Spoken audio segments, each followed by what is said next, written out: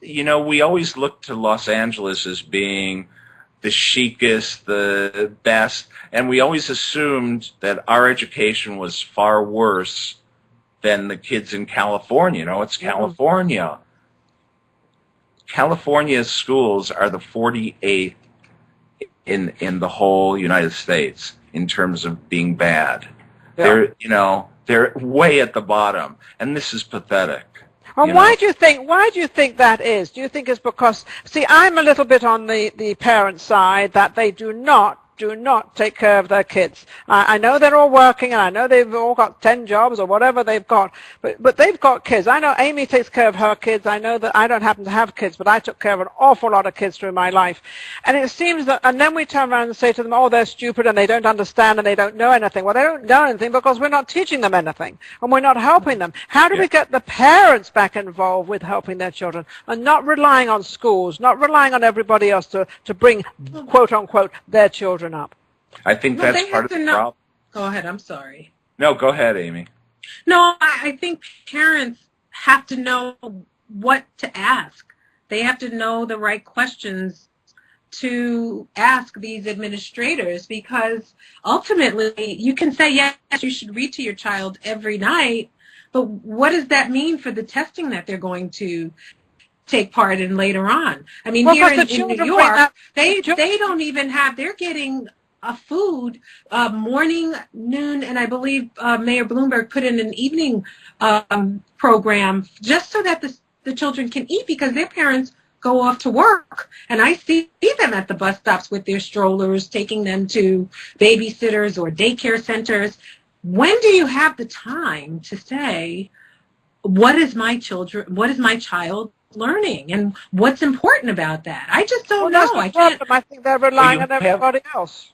Well, you have that, but then you're assuming that the parents can read, that the parents can write, and there's a lot in L.A. who don't have those skills. They came here from south of the border, whatever country, to make a better life. They come from little communities where there are no schools. They came up here to learn and to grow, but they don't know how to read and write and things like that. I have a question right here, and it says schools should be about testing. In other words, we should be testing our kids more often, I would imagine. Testing our, what do you think, Scott? I don't think I agree with that. I don't either, Scott. Yeah.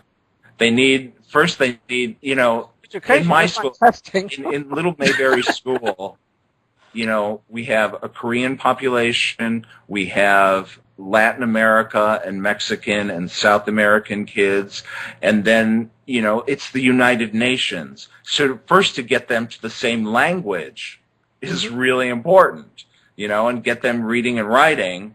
And so how can you, a Korean kid maybe knows how to read, but the Latin American kid doesn't, but the Latin American kid knows math, and you know what I mean? You have to get them to the same place so you can progress. Okay, so then we have the problem is, and I understand this problem because I had a children's show for 16 years, and I spoke to an awful lot of kids, and yes, the barrier is the language.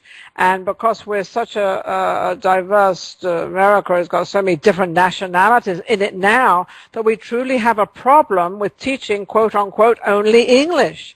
And you're right, Scott. There are not, the parents don't know the English language. So where does the child go? So if you say you win this seat, Scott, what would you do? What would be the first thing, or what would you like to do about this problem? How would you handle that?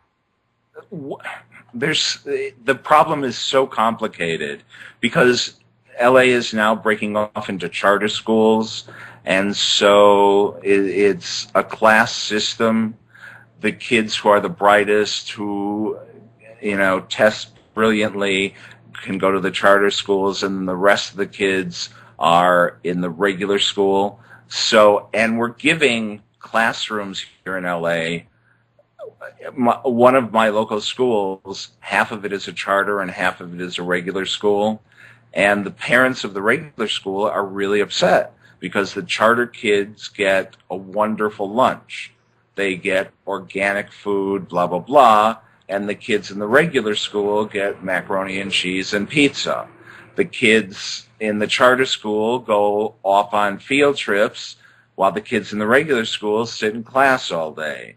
The charter school has computers. So how would you change this? How would you address this problem? Because I've heard the same things. Charter schools are great, and charter schools, part of that the government helps them, but the other part is truly the families. They have get donations from their areas to help this particular school. So therefore, they're able, because they've got more money, to be able to help. And they're not a union, if I remember rightly. Right. Right. So we can't stop saying charter schools are better than public schools, but they are. And it's a problem, especially for the have-nots, to see what's going on with the kids, it's a problem. And it's by lottery, right, Scott? Yeah. Is it by lottery, or is it just who you know? No, it's by lottery.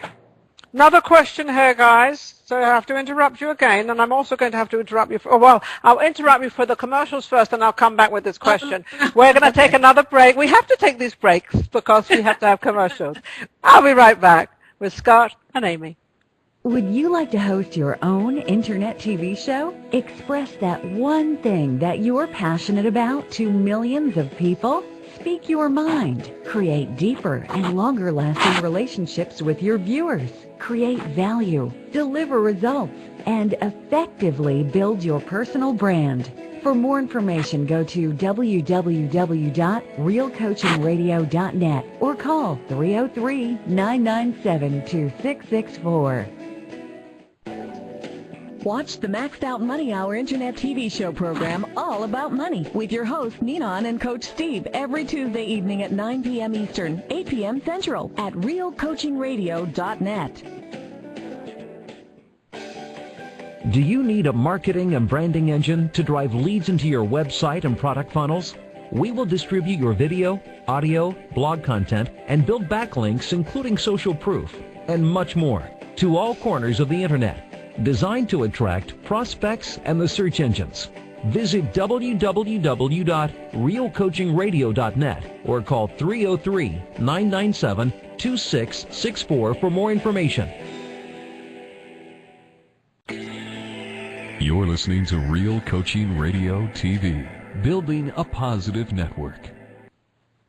Welcome back to Ninon Speaks, Amy and Scott, and we're having a wonderful time. We actually got a little bit on the children's side in education, although Scott Crawford is actually running for a city seat, District 13 in Los Angeles. And with what he's saying and what he's talking about, believe me, I think he should win, because I think he could make a great difference in his community, in his area.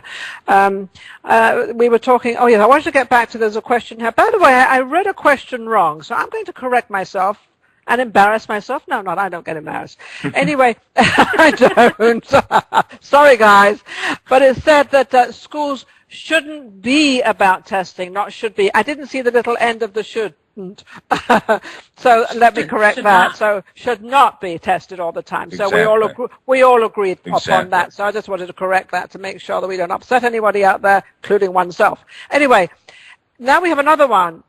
It should be about understanding each child and support the child what they are passionate about. So we should be supporting our kids about what they're passionate about. Not everybody wants to be a lawyer. Not everybody wants to be an actor. Not everybody wants to run for the city council. So how does that work, Scott? I totally agree with that. The other day there was an article in the paper that said parents are so pushing their children to be the best, to be the superstar, to be, and that's, there's only 0.25% of the population who gets there. I think we should be pushing our children to be happy and to explore what they want to explore. My godson, his grandmother was a ballerina. And so his father, who grew up with his mother as the ballerina, keeps pushing him to be, soccer and football, and he's a little guy. And I keep saying to his father, well, what if he wanted to do ballet? Well, I guess I'll have to let him do it. what his passion is the most important. And now he's leaning towards architecture, which I'm really thrilled. I don't think we've talked about that. I was president of the Friends of Hollyhock House. Hollyhock House is a Frank Lloyd Wright museum here in Los Angeles. Yeah, I know it well. And I helped raise $17 million for the restoration of it. But the bigger thing that I did, it's an old building. It was built in 1921. And old buildings need lots of work. And it was a city and state park. And I got it to be on the National Historic I got it to be a National Historic Landmark.